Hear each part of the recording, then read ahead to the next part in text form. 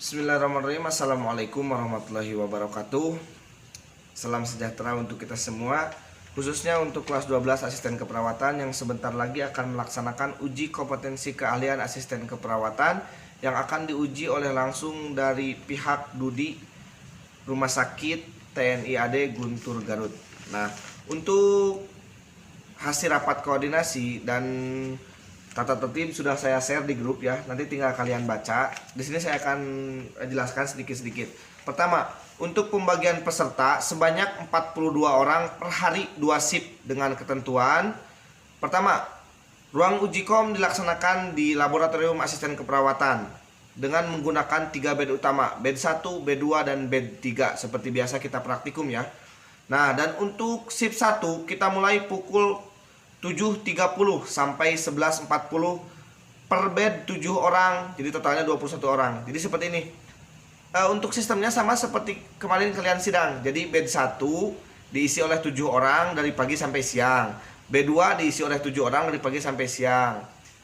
Untuk waktu pelaksanaan, untuk waktu praktikum kita kan ada 2 paket. Yang pertama paket wajib, yang kedua paket opsional. Paket wajib yaitu pemeriksaan tanda-tanda vital, dan paket opsional itu ada 2 di dalamnya. Pertama cuci rambut dan kedua memandikan.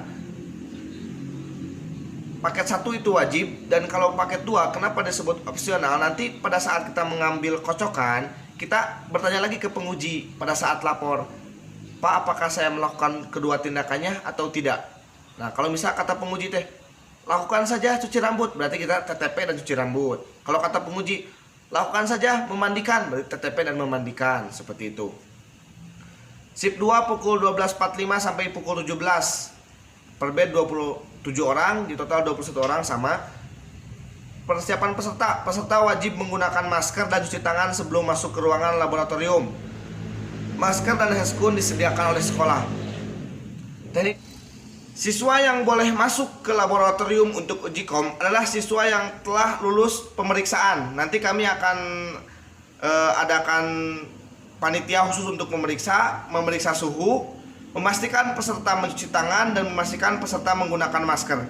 Ketika suhunya normal, peserta sudah mencuci tangan, dan peserta sudah menggunakan masker, maka peserta sudah bisa melaksanakan uji kompetensi keahlian asisten keperawatan. Teknis pelaksanaan. Waktu tindakan 2 paket 40 menit. Kondisional dari penguji bisa lebih cepat atau juga lebih lama, tergantung responsif kita, tergantung hasil dari responsif kita kepada penguji. Jadi ketika kita ditanya apakah bisa menjawab atau tidak.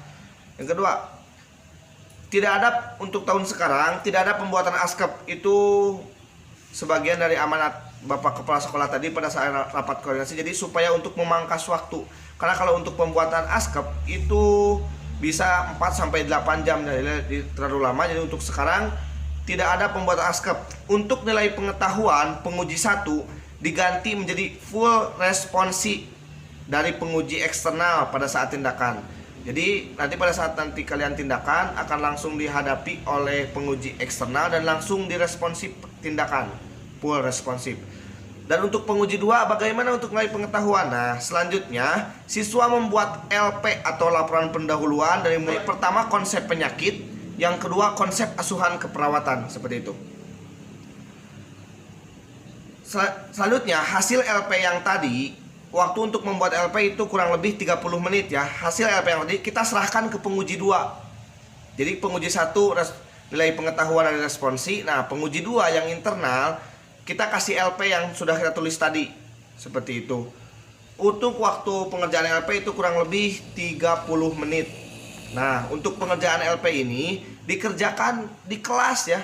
Nanti kita sediakan 2 kelas yang kosong. Yang pertama, kelas yang pertama itu untuk siswa yang belum melaksanakan uji kom. Nah, jadi kumpulnya di ruang tunggu. Kelas yang kedua itu untuk siswa yang setelah melaksanakan uji kom dan menulis LP, itu di kelas yang kedua. Terus, nah nanti untuk uji kom itu ada 10 penyakit yang akan diangkat menjadi kasus. Nanti di random ya, kalian pas ngisi absen langsung ngambil kocokan. Pertama ada tipoid, yang kedua ada DHF, yang ketiga appendicitis, yang keempat ada CHF, yang kelima strupis, ke-6 gastritis, ke-7 fraktur. Kalau fraktur ini tergantung dari penguji. Fraktur apa yang muncul? Fraktur fibula kah? Fraktur tibia kah? Atau fraktur apa? Bebas tergantung penguji. Selanjutnya ke-8 gastroenteritis akut, yang ke-9 gastroenteritis dehidrasi, ke-10 hepatitis, dan yang terakhir vertigo. Jadi ada 11 ya. 11 kasus untuk 11 penyakit untuk kasus pada nanti askep. Nah, selanjutnya setelah kita membahas teknis pelaksanaan, sekarang kita membahas denah untuk nanti masuk. Nah, denah yang ini ada slide-nya, tinggal nanti dilihat ya. Misalkan pas dipanggil kloter 1, siswa atas nama Faisal 12 askep 1. Nah, misal nanti Faisal masuk ke lab. Nanti Faisal masuk ke lab dari pintu masuk yang di bawah nih yang warna merah. Faisal masuk. Setelah itu nanti Faisal setelah masuk langsung isi absen. Nah, isi absen nama, kelas, NISN dan lain sebagainya, nanti ada di format absen. Setelah Faisal ngisi absen, selanjutnya Faisal ngambil kocokan. Ada 2 kocokan ya. Yang pertama kocokan untuk bed, yang kedua kocokan untuk kasus. Misalkan Faisal ngambil kocokan pas dibuka, Faisal di bed 1. Ngambil kasus, Faisal dapat kasus fraktur. Nah, ketika Faisal dapat kasus fraktur, otomatis pas tindakan Faisal disesuaikan dengan kasus yang didapat. Misalkan Faisal dapat bed 1 dengan kasus fraktur. Nah, setelah itu, setelah dapat kasus fraktur, Faisal langsung menghadap ke penguji 1. Kan di bed 1, Faisal langsung menghadap ke penguji 1. Pas menghadap, Faisal langsung melapor. Jangan suntangan ya, jangan saliman, cukup saja kita menerapkan social distancing. Nah, langsung ucapkan salam. Assalamualaikum warahmatullahi wabarakatuh. Lapor, siswa atas nama Faisal siap diuji. Nah, nanti kata penguji, Waalaikumsalam warahmatullahi wabarakatuh, laksanakan. Nah, siswa Faisal laksanakan. Setelah itu interupsi, Pak, mohon maaf izin bertanya, kebetulan saya mendapatkan kasus fraktur. Fraktur apakah yang saya dapatkan, Pak? Kata penguji, misalkan fraktur tibia Faisal. Nah, berarti kan kalau fraktur tibia masalahnya ada di kaki. Nanti Faisal harus bisa seolah-olah pasien yang di bed 1 itu fraktur. Ketika memandikan, apakah mungkin pasien yang fraktur kakinya ditekuk? Tidak kan? Nah, berarti harus sesuaikan, harus seperti apa? Sesuai dengan teknik-teknik yang sudah diajarkan. Nah, setelah dari penguji 1 Faisal laporan, Faisal harus ngasih format file ke penguji. Format file, mohon maaf, format penilaian. Nah, format penilaian ini ada 2 ya, ada 2 format penilaian. Nanti ini kasih yang satu untuk penguji 1 kasih, lalu yang satu lagi untuk penguji 2 kasih. Nah, setelah itu baru Faisal bereskan alat.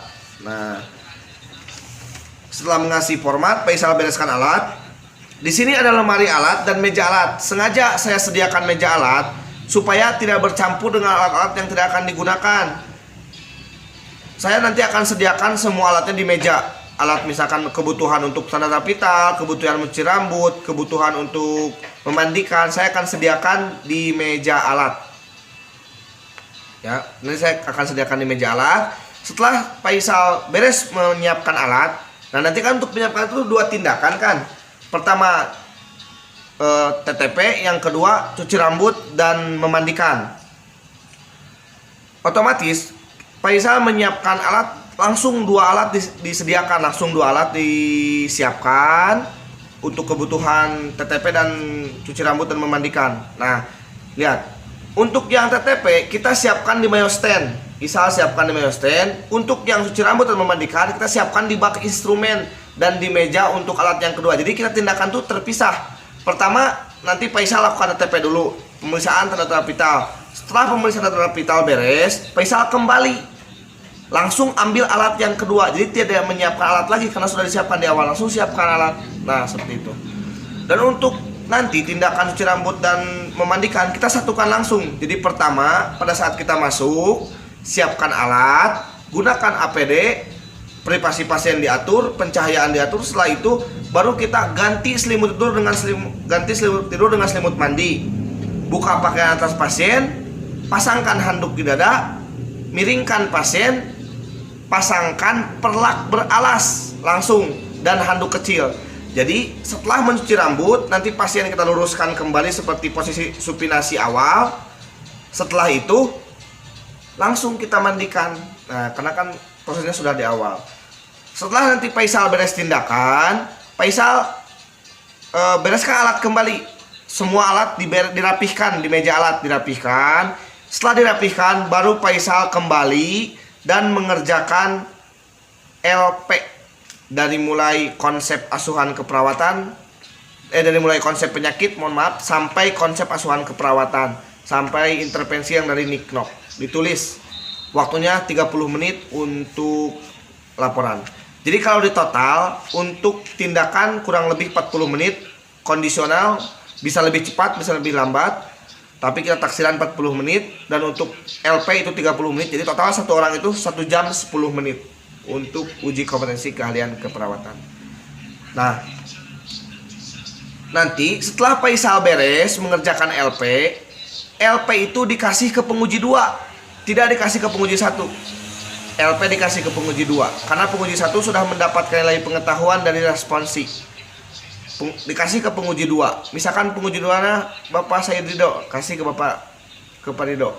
Nah, nanti misalkan Pak Ridho, Faisal tunggu, nanti saya mau diresponsi. Faisal harus siap mempertanggungjawabkan apa yang sudah ditulis di LP seperti itu. Dan LP itu nanti ditulis di kertas double folio, tidak di buku ya, di kertas double folio langsung dikumpulkan. Nah, seperti itu. Mungkin itu yang dapat saya sampaikan. Bila mana nanti ada pertanyaan, boleh disampaikan di grup saja atau langsung komen di bawah video. Terima kasih dari saya. Wassalamualaikum warahmatullahi wabarakatuh.